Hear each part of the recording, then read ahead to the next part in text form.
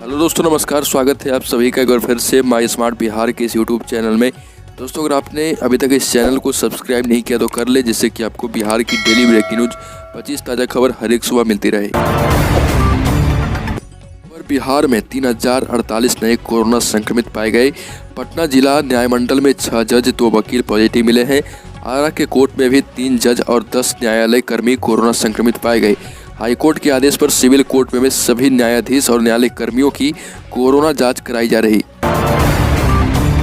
अगली खबर, नेता प्रतिपक्ष तेजस्वी यादव ने राजनीतिक चालबाजी दिखाते हुए पटना में रहने के बावजूद सीएम नीतीश कुमार को ऑफर देने के लिए खुद को प्रेस कॉन्फ्रेंस से दूर रखा और जब सीएम से कोई जवाब नहीं आया तो सीएम पर ही हमला बोल दिया। आपको बता दें कि कुछ दिनों पहले आरजेडी की तरफ से सीएम को अपने दल में गठबंधन करने की सिफारिश की गई थी तेजस्वी यादव के द्वारा, लेकिन सीएम ने इसका जवाब नहीं दिया। तो अब तेजस्वी यादव ने फिर से नीतीश कुमार को डरपोक साबित किया है।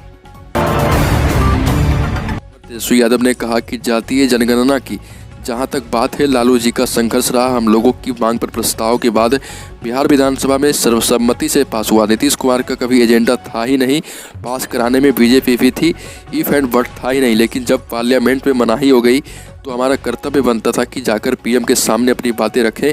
और हमने नीतीश कुमार को सुझाव दिया कि केंद्र नहीं मान रहा तो कम से कम राज्य सरकार तो करा ले। अब इसको लेकर नौटंकी हो रही है। सर्वदलीय बैठक बुला लीजिए, पता चल जाएगा कौन आता है और कौन नहीं। बिहार में हर वर्ष चूड़ा दही पॉलिटिक्स होता है। दरअसल अभी खरमास का महीना चल रहा है। इस महीने में शुभ काम नहीं किया जाता। 14 जनवरी को यह महीना खत्म हो रहा है, इसके बाद शुभ कार्य शुरू होंगे। आरजेडी ने भी इस महीने में बड़ी राजनीति खेली है। आरजेडी ने जेडीयू के सामने ऑफर दिया है कि जातीय जनगणना और विशेष राज्य के दर्जे पर यदि बीजेपी उनकी नहीं सुनती है तो आरजेडी उनके साथ है। लेकिन नीतीश कुमार ने इस पर कुछ भी नहीं कहा है। आरजेडी के नेता दावा कर रहे हैं कि खरमास यानी चूड़ा दही के बाद राजनीति में बड़ा बदलाव आएगा। इस पर राजनीति के जानकार मानते हैं कि नीतीश कुमार के लिए बहुत मुश्किल नहीं है, कभी भी नीतीश कुमार अपना पाला बदल सकते हैं। अगली खबर, कोरोना के बढ़ते प्रभाव को देखते हुए बिहार सरकार अब अपने सभी कार्यक्रमों को ऑनलाइन करने वाली है। खासकर कैबिनेट की बैठक को लेकर बिहार सरकार सभी मंत्रियों और पदाधिकारियों को पत्र लिखकर गोपनीयता बनाए रखने की बात कही। मंत्रिमंडल सचिवालय विभाग की तरफ से गोपनीयता के लिए लिखी गई चिट्ठी को सार्वजनिक कर दिया गया है, यानी गोपनीयता के लिए लिखी गई चिट्ठी गोपनीय नहीं रही।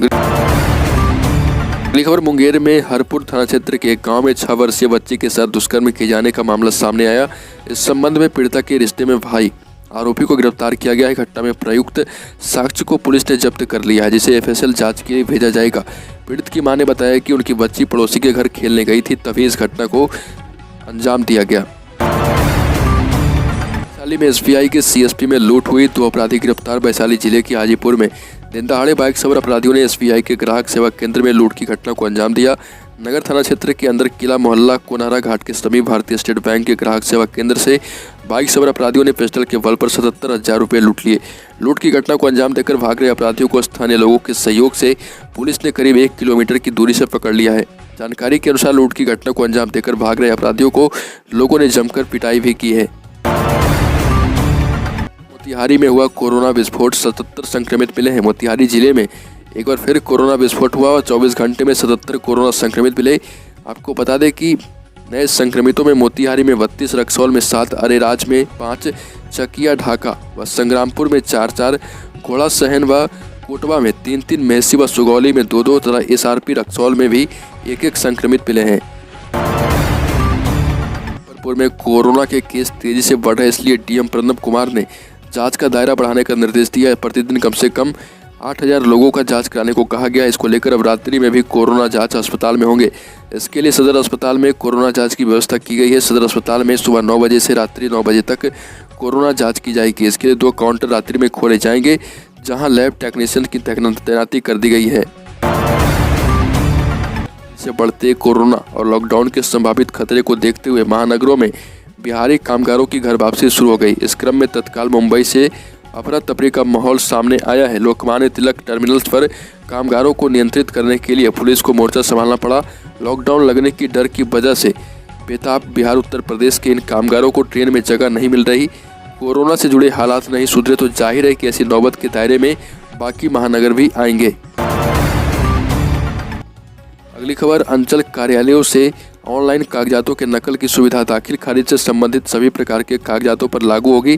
डिजिटली हस्ताक्षरित नकल की मान्यता हेतु प्रस्ताव कैबिनेट भेजा जा रहा।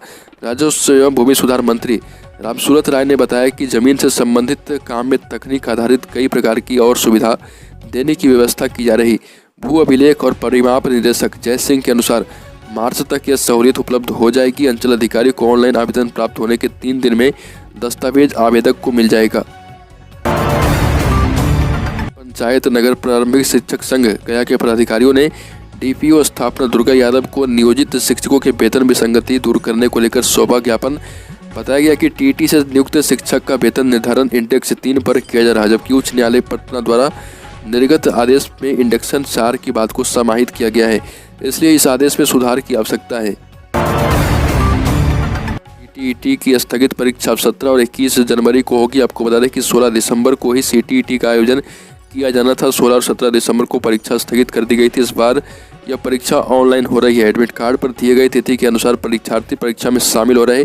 आपको बता दें कि 16 दिसंबर को परीक्षा के पहले ही दिन सर्वर डाउन हो गया था। इस वजह से 16 और 17 दिसंबर की परीक्षा स्थगित कर दी गई थी। औरंगाबाद बॉर्डर पर 2 दिनों से जारी है एनकाउंटर। नक्सलियों का मजबूत गढ़ माना जाता है यह इलाका। बीते 2 दिनों से गया औरंगाबाद जिलों की सीमा पर स्थित घने जंगलों के 24 नंबर पॉइंट पर मुठभेड़ की सूचना है। ये मुठभेड़ नक्सलियों और सीआरपीएफ के कुबरा जवानों के बीच हो रही। आपको बता दें कि अब तक इन्हें सफलता नहीं मिल पाई है। रुक रुक कर दोनों ओर से फायरिंग की जा रही है। 24 नंबर पॉइंट जंगल का वही इलाका है। आपको बता दें कि जिस पर 2016 में 12 कोबरा जवान नक्सलियों से हुई मुठभेड़ में शहीद हो गए थे। एक बार फिर से उसी जगह पर ताबड़तोड़ फायरिंग हो रही। पंजाब के बठिंडा में प्रधानमंत्री नरेंद्र मोदी की सुरक्षा में हुई चूक के मामले को लेकर बिहार भाजपा राजभवन पहुंच गई। बिहार भाजपा के 6 सदस्यीय प्रतिनिधिमंडल ने राज्यपाल को ज्ञापन सौंपा है। भाजपा ने अपने मांग पत्र में इस मामले को लेकर पंजाब सरकार को बर्खास्त करने की मांग की।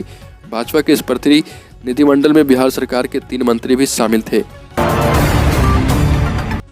पूर्व और पटना समेत राज्य के 19 नगर निगमों में मेयर और डिप्टी मेयर का चुनाव अब वार्ड पार्षदों के बदले सीधे मतदाता करेंगे। इसके लिए राजभवन ने नगर पालिका एक्ट में संशोधन का अध्यादेश विधि विभाग को भेजा है। अध्यादेश के संशोधन राज्य भर के 263 नगर निकायों पर लागू होंगे। इनके सभापति और उपसभापति का निर्वाचन भी सीधे वोटर करेंगे। राजभवन को संशोधन अध्यादेश विधानसभा का शीतकालीन सत्र समाप्त हो जाने के कारण जारी करना पड़ रहा। इस अध्यादेश के बाद यह तय हो गया है कि इस साल अप्रैल से जून तक नगर निगमों के चुनाव में नगर सरकार की कुर्सी का निर्णय सीधे जनता के हाथ से होगा। बिहार के हर एक जिले में एडवांस सर्विलांस सिस्टम को फिर से दुरुस्त करने की तैयारी की जा रही। इसके हो जाने से शहर के हर चप्पे की एक क्लिक में निगरानी होगी।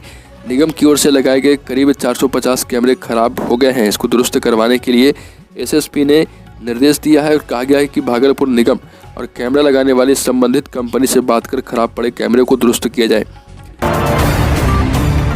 तो दोस्तों, बिहार की ताज़ा खबरों में अभी के लिए इतना ही। अगर आपने अभी तक इस चैनल को सब्सक्राइब नहीं किया तो कर लें, जैसे कि आपको बिहार की डेली ब्रेकिंग न्यूज़ 25 ताज़ा खबर हर एक सुबह मिलती रहे।